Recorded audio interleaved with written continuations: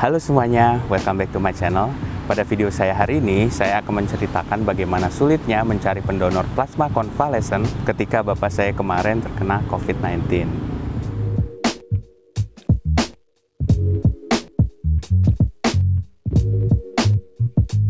Jadi ceritanya di tanggal 12 kemarin saat saya mengunjungi rumah orang tua saya, bapak saya itu ceritanya sudah mengalami demam selama 8 hari. Demamnya nggak tinggi, nggak pilek juga, dan tidak mengalami anosmia alias berkurangnya kemampuan untuk mencium bau. Selain itu, dia juga tidak mengalami sesak napas yang berat gitu. Akan tetapi kok saya lihat bapak saya ini kelihatannya lemah sekali. Nah, untungnya karena saya penyintas, saya masih menyimpan oximeter di dalam tas saya. Nah, pada saat dicek, ternyata angka bacaan saturasi oksigennya itu hanya 85%. Rendah banget. Karena ragu alatnya error, dan secara harga alatnya juga kan waktu itu murah banget pas saya beli, sekitar 50 ribuan. Jadi saya tes lah oximeternya itu ke tangan saya, terus ibu dan adik saya juga. Nah, ternyata hasil bacaannya normal, dia di kisaran antara 95 sampai 99. Nah, saya coba terus tuh begitu sampai 4 kali.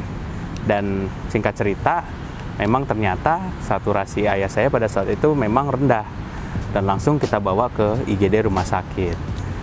Nah, ternyata untuk mencari rumah sakit tidak mudah, karena kemarin tuh situasinya lagi banyak banget yang positif COVID. Jadi kita sampai 3 rumah sakit kita datengin, itu penuh semua, dan alhamdulillah dapat kosong itu di rumah sakit Fatmawati. Di sini juga saya bisa gambarin situasi UGD pada saat itu tuh, wah rame banget gitu.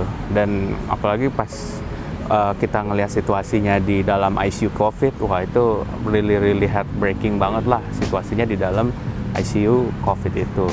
Setelah 1 minggu bapak saya dirawat di sana, dokter bilang ke saya bahwa kondisinya kalau tanpa oksigen yang dosisnya tinggi, itu saturasinya cenderung masih turun.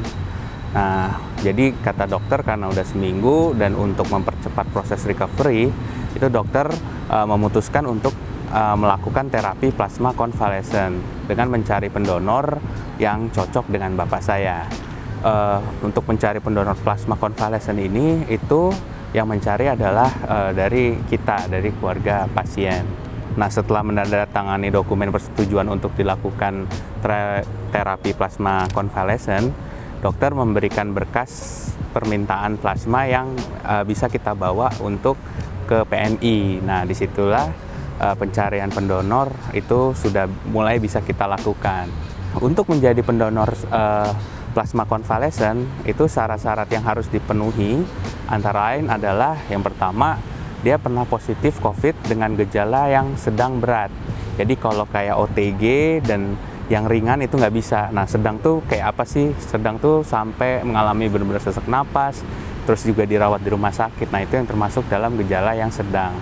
Terus yang kedua, dia itu harus laki-laki, minimal berusia 18 tahun gitu. Jadi lebih diutamakan itu laki-laki dan berusia 18 tahun. Terus golongan darahnya tentu saja harus sama dengan yang akan menerima donor, pendonor dan penerima harus sama. Yang ketiga, ada surat hasil swab PCR negatif. Terus yang keempat, itu hasil swab PCR negatifnya itu 14 hari sampai 3 bulan dari waktu kita mau melakukan donor plasma. Jadi antara 14 hari sampai 3 bulan yang lalu dari waktu sembuh. Kita itu harus benar-benar bebas dari gejala minimal 14 hari gitu. Terus yang ketujuh, berat badannya minimal 55 kg. Itu jadi syarat-syarat yang harus dipenuhi kalau kita mau menjadi pendonor plasma konvalesen. Nah, prosesnya nanti pendonor akan diambil dulu darahnya, lalu diceklah antibodinya. Kalau misalnya antibodinya itu masih tinggi, baru akan dilakukan transfusi plasma konvalesen. Kita lanjut ke cerita yang tadi. Jadi yang saya lakukan setelahnya adalah saya lakukan blast di WhatsApp kan, terus habis itu juga di grup Facebook. Habis itu saya blast juga di beberapa sosial media. Nah, kebetulan karena kemarin itu saya penyintas, jadi saya juga sudah bergabung dengan beberapa grup penyintas. Bahkan ada satu grup yang benar-benar saya buat sendiri, grup Facebook Long COVID Support Indonesia. Di situ anggotanya udah lumayan banyak, ada 300-an orang. terus di grup yang COVID survivor juga itu sudah ribuan orang.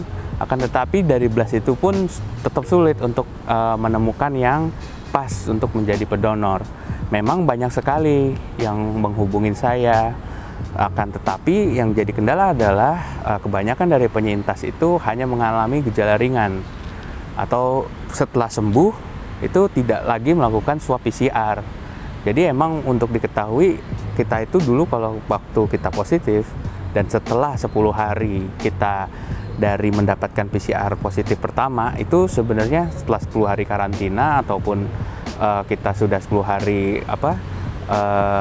melakukan isolasi mandiri, itu kita tidak diwajibkan lagi memang untuk melakukan swab PCR. Nah, jadinya semakin sulit mencari orang yang memiliki hasil swab PCR yang negatif setelah orang tersebut menjadi penyintas COVID gitu. Nah, karena hal tersebut kemarin itu sampai ada 3 orang yang sudah sampai di tempat untuk dilakukannya donor, akan tetapi akhirnya ditolak karena nggak dipenuhinya syarat-syarat tersebut. Jadi yang paling banyak syaratnya yang tertolak adalah karena pertama itu nggak punya surat swab PCR yang menyatakan dia sudah negatif. Terus yang kedua itu ternyata gejalanya itu ringan. Jadi nggak terpenuhi lah untuk menjadi pendonor plasma. Nah, donor plasma itu dilakukan di mana? Kalau yang kemarin saya tahu itu bisa dilakukan di Rumah Sakit Fatmawati, Jakarta Selatan, di unit PMI-nya di depan ada masjid gitu. Nah, waktunya kapan? Dia bisa antara jam 8 sampai jam 2 siang untuk Senin sampai Jumat, dan hari Sabtu itu antara jam 8 sampai jam 12 siang.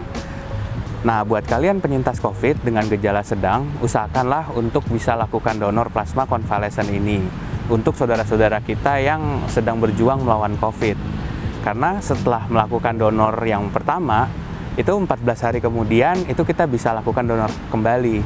Selain itu, waktu kita donor kan hanya cuman punya waktu antara 14 hari setelah sembuh sampai 3 bulan.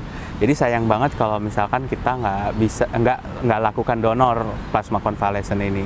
Nah, for your info aja, kemarin itu ayah saya ketika sudah dilakukan donor dalam waktu 2-3 hari memang recover-nya tuh cepet banget. Jadi langsung bisa komunikasinya lebih baik. Habis itu juga udah bisa langsung main handphone segala macam gitu.